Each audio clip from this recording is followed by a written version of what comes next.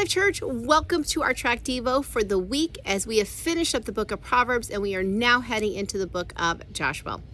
Well, once again, there are so many different passages that I could share with you today. So many great accounts that were found in this past week's reading. But there is one person that I just want to take a couple moments and just share a few thoughts about her life with you. But before I get to her story, there's another story that I want to tell you. I have a really good friend whose son was born with some very severe food allergies. At a young age, his diet was limited because of all of the different foods that he was allergic to. So there were a lot of different restrictions that were put on him. He was kind of put in a box with what he could eat and what he couldn't eat. And the doctor would monitor this. Over time, as he grew, he was tested on a regular basis. And at one point in time when he was tested, the doctor came back with some really great news and said, you no longer have all of these allergies that you've had for years. You are now free to expand your diet, and you now can incorporate some of those foods into what you eat on a regular basis. Well, this was very exciting for him. However, it was also very scary for him, because for so many years he was labeled with having these dietary restrictions due to allergies. For so long he had lived in this box where if he went out of it, it could have harmed him or hurt him severely. So he grew up with these allergies, then was given the freedom to expand his diet. And he had the choice at that point in time. He had received great news from the doctor, but he had the choice of whether he was going to stay where he was under the label he had been given from birth, or whether he was going to rise up and take on this new label and this new freedom that he was experiencing. And as I thought about that, I thought that's kind of like the story of Rahab. Rahab was giving a label, and it wasn't really a great label. They kind of put her in a box because the Bible even calls her in Joshua chapter 2, Rahab, and how is she described? The prostitute. So she was given this label of being the prostitute. Not a great label to go by. However, something changes in her life, because when we flip over to the book of Hebrews, we no longer see that she was just Rahab the prostitute. She's now in chapter 11. And what's chapter 11 about?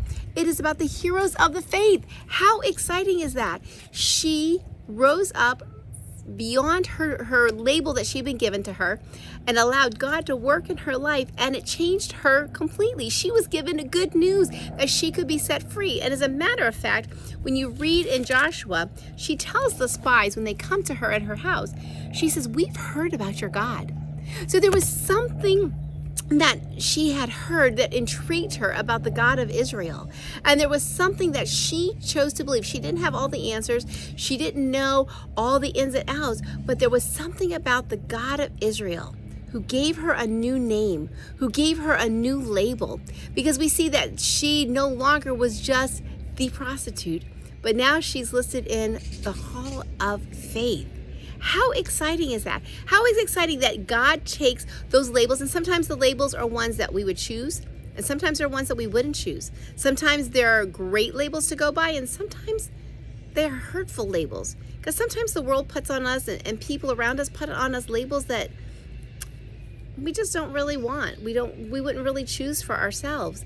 And yet God takes all of that and he says, let me give you a new name. Let me give you a new label. When we come to God, he takes what was and he makes something new out of it. Isn't that amazing how God can make something new out of our lives? And he gives us those new labels of child of God, daughter or son of the King, redeemed, ransomed. All of those titles now become ours, not because of anything we did. Rahab didn't do anything special. She just followed what God wanted her to do, and he changed the whole course of her life because she followed what God said, and she took on that new label that he had for her. So New Life Church, I don't know what label you've gone by. I don't know what identity you've assumed or you've allowed the world to put on you, but I want you to know that God gives you a label, and that's the best one that you can go by because he calls you his son and his daughter, his child. He calls you his own, and that is so exciting, church. That is so exciting to be labeled by God because his labels are good. You know, and so I encourage you today that as we read through Joshua and as you read through chapter 2 and you see how Rahab was changed by a God that she didn't she didn't have all the answers to, but by a God that she had heard about, who she allowed to change her life. So today, church, allow God to change your life. Allow God to give you the labels, and then go by those ones that He assigns to you. Well, New Life Church, know that we love you, we care about you, we are always here for you. God bless.